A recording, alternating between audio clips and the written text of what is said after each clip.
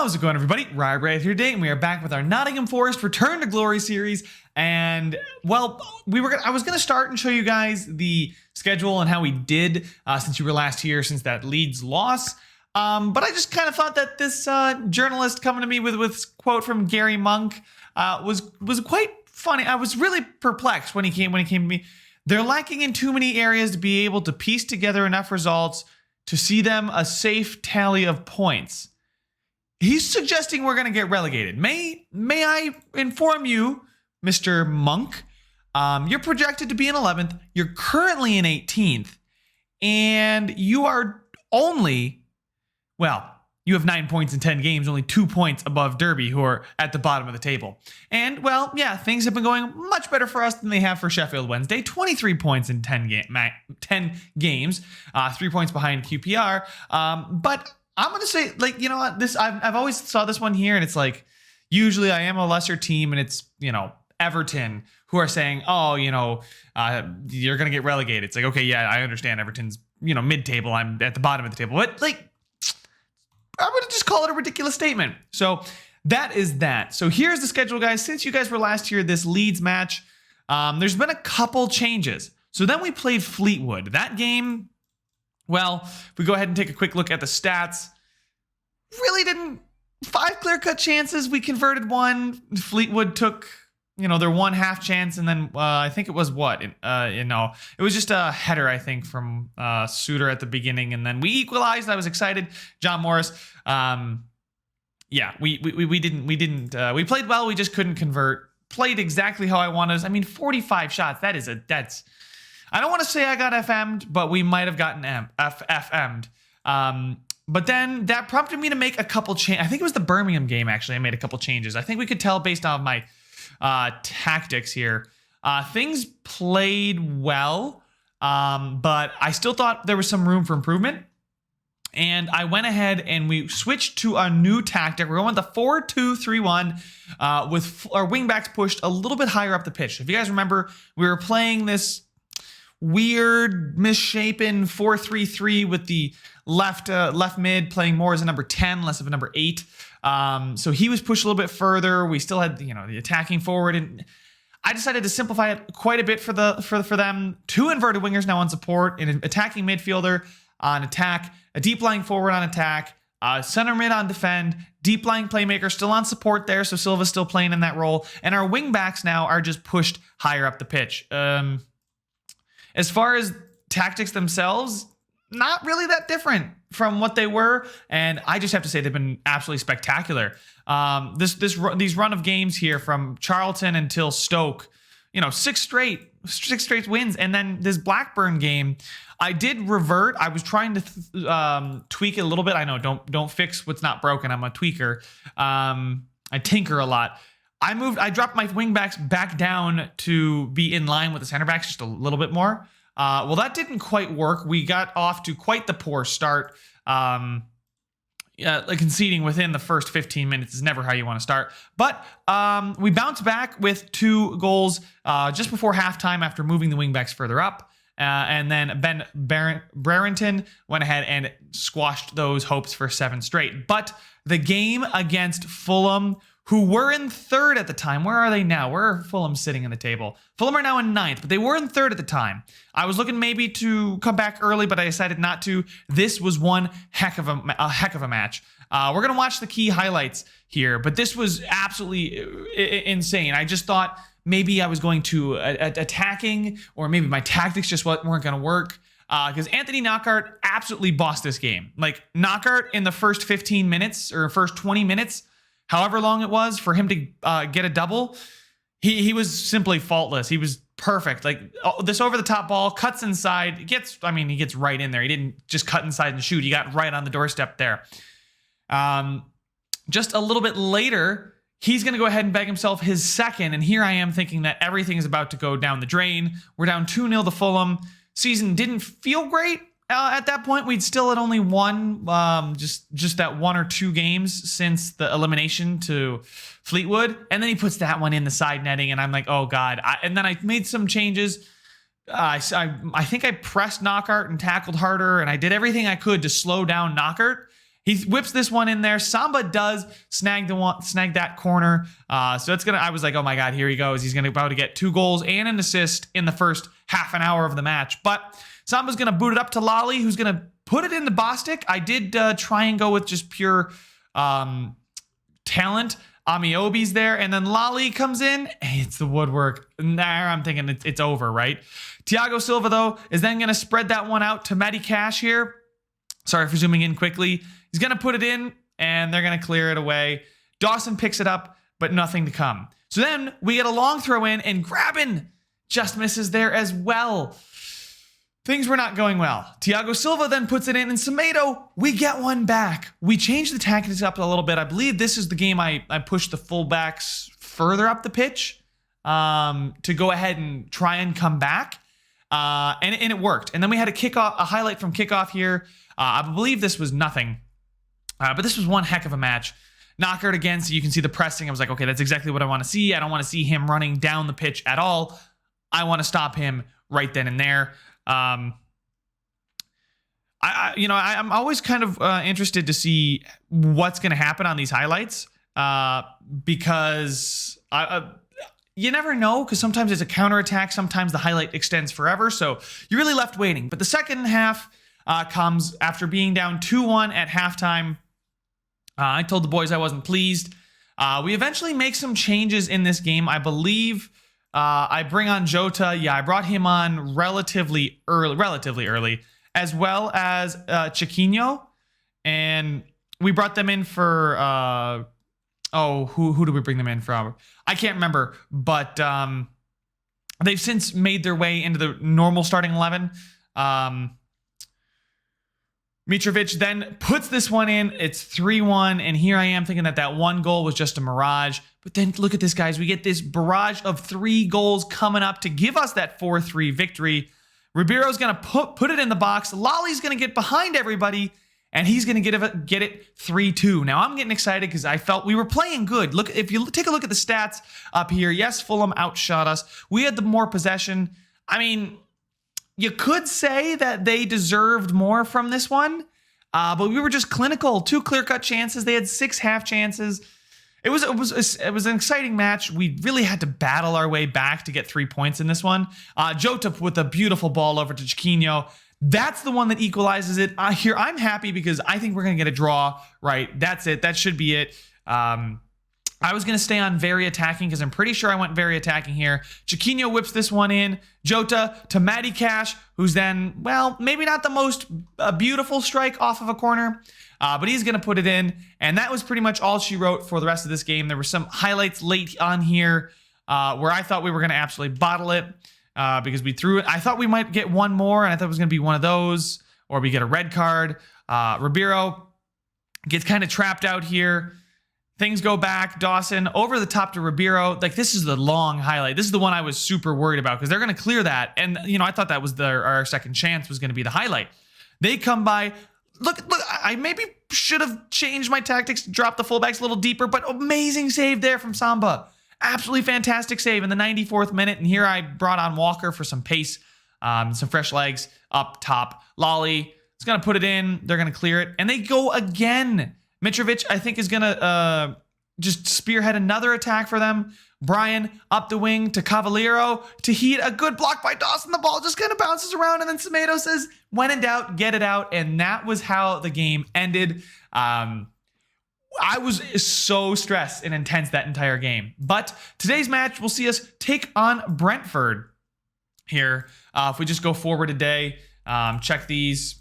Oh, yeah, I lashed out at him. I believe. Okay. And he thinks that he's strong enough. Okay, good for him. I can't wait till we play Sheffield Wednesday. Maybe I'll have to come back and do a live comm for the Sheffield Wednesday match. But this game against Brentford, they're in third, we're in second. It's an absolutely massive match. I know we're just 10 games into a 46-game season.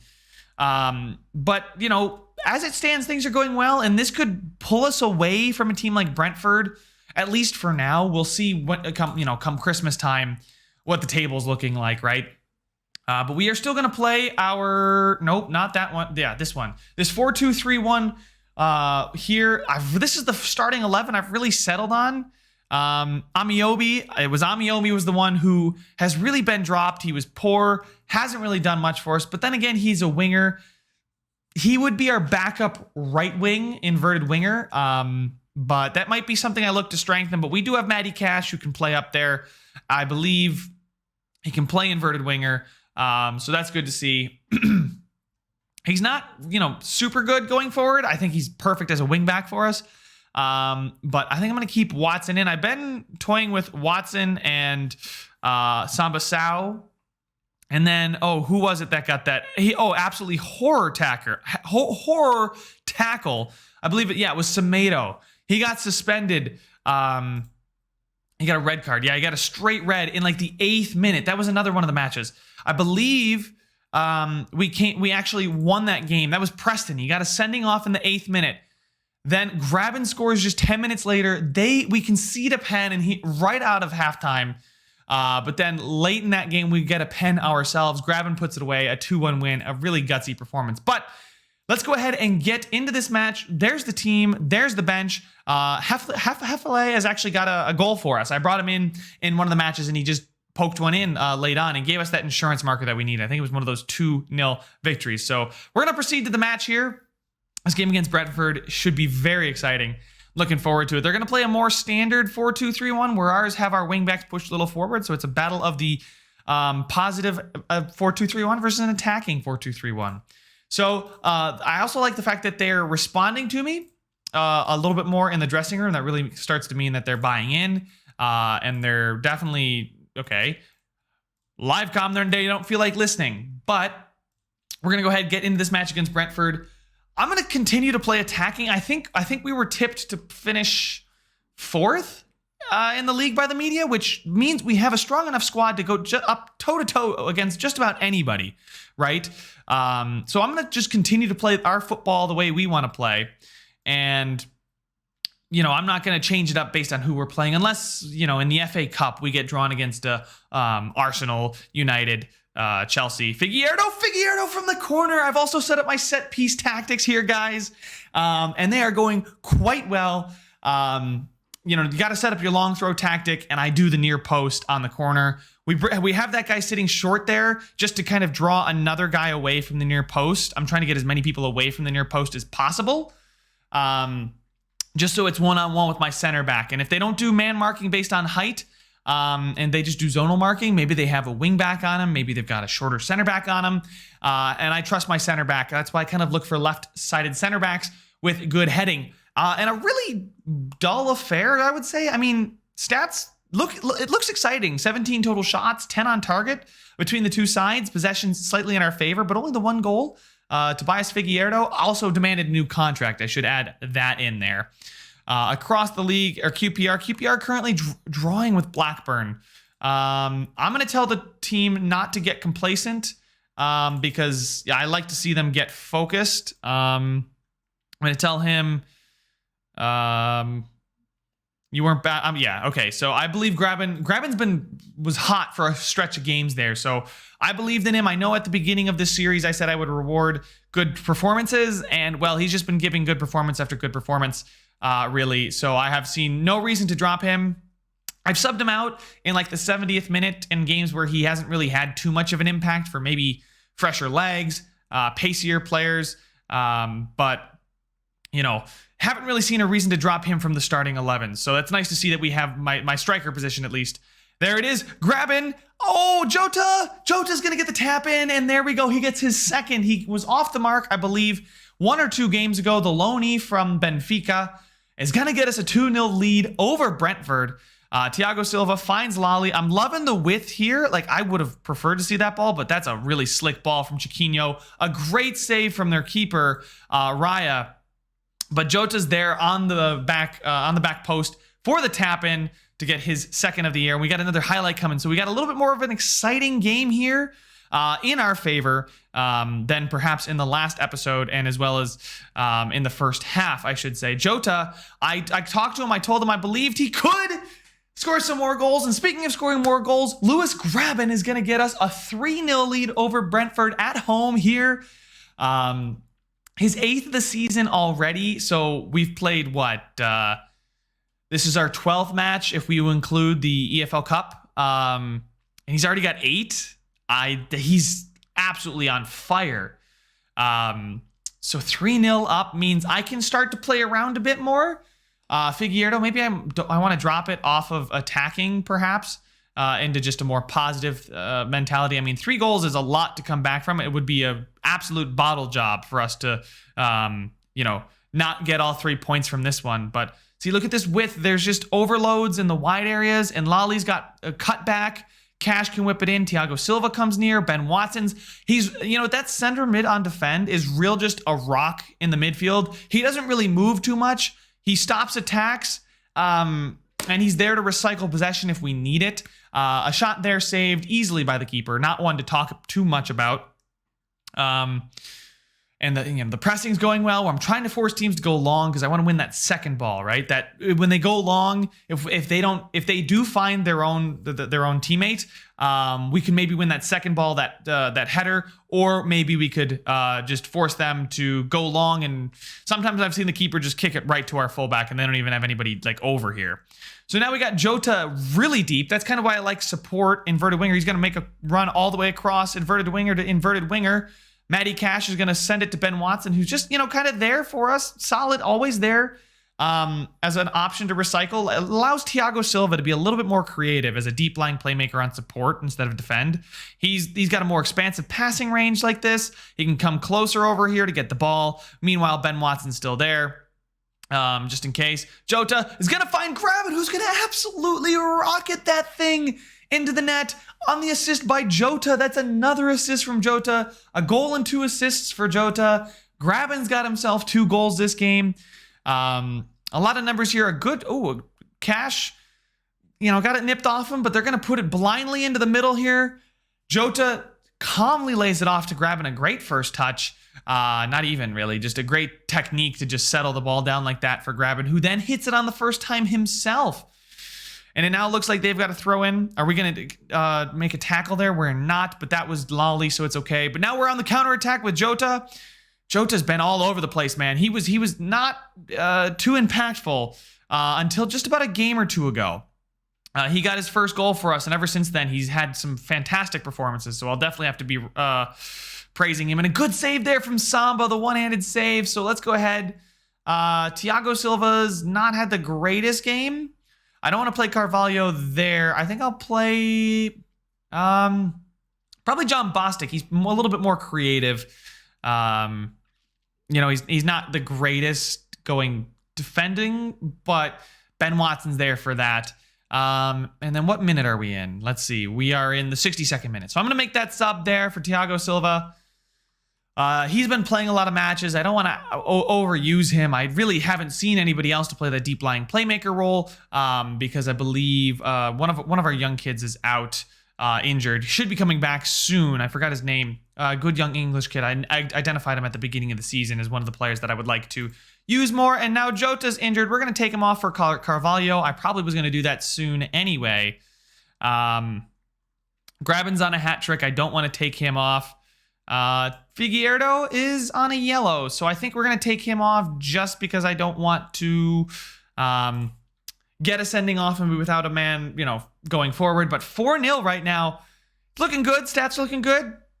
I'm very content. I'm gonna praise him. I know this is scary to do in the middle of a game. We're gonna drop down to positive. Just sit back a little bit more, not be so aggressive going forward, and we're gonna get off without a hitch. No more highlights after that most recent the chance for Brentford. Things went really well. Let's check the stats real quick. I always like to check the stats because sometimes shots on target and shots can be misleading. You got to see that chances created, and 4 half chances, 2 clear-cut chances to their 1-1 definitely means that this was a deserved victory. Passes completed were just about similar, 5 more in our favor.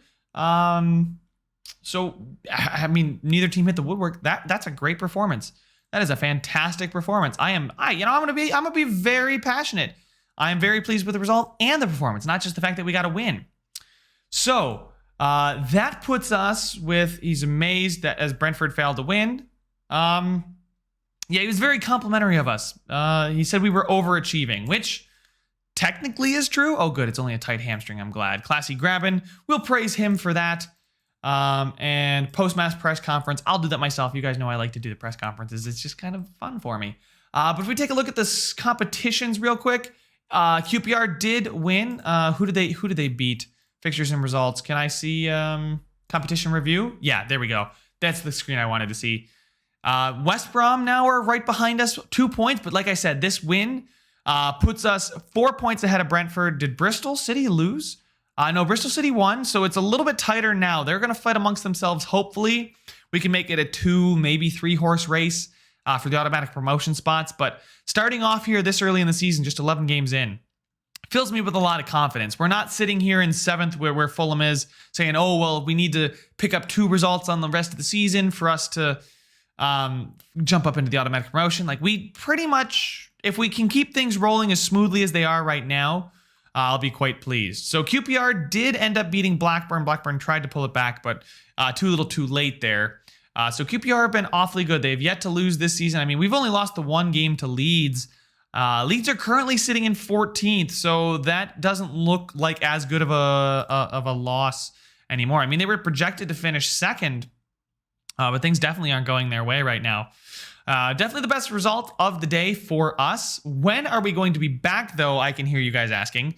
And the answer is probably Bristol City, 5th there. Actually, you know, we could do a double header. I might do a double header with Bristol City and QPR. That QPR game could really, you know, give one team the edge. Maybe we hit a skid here. You know, our good run of form doesn't go nearly as well, or maybe they do. And this game doesn't look as good. But I definitely think Bristol City and QPR are 2 games that I would like to do, because we've got games against Derby, Luton, Reading, Wigan, and Hull. Nobody too intimidating there. I'm not too worried about it. And then we got Millwall, Middlesbrough, Wednesday. Maybe we'll jump back in and do Sheffield Wednesday after we do the Bristol City and QPR match. Maybe we'll just wait until we play Sheffield Wednesday later on in the season. But definitely going to come back for this QPR match. Maybe I'll throw the Bristol City match in, depending on how their form and our form is. But guys, I will see you in the next one at the QPR match mid-November. And by then we should really see how the season's shaping up, and if we're really contenders for the title or if we're just contenders for promotion. But guys, make sure to leave a like if you enjoyed it. Subscribe if you want to see some more, and I will see you guys in the next one.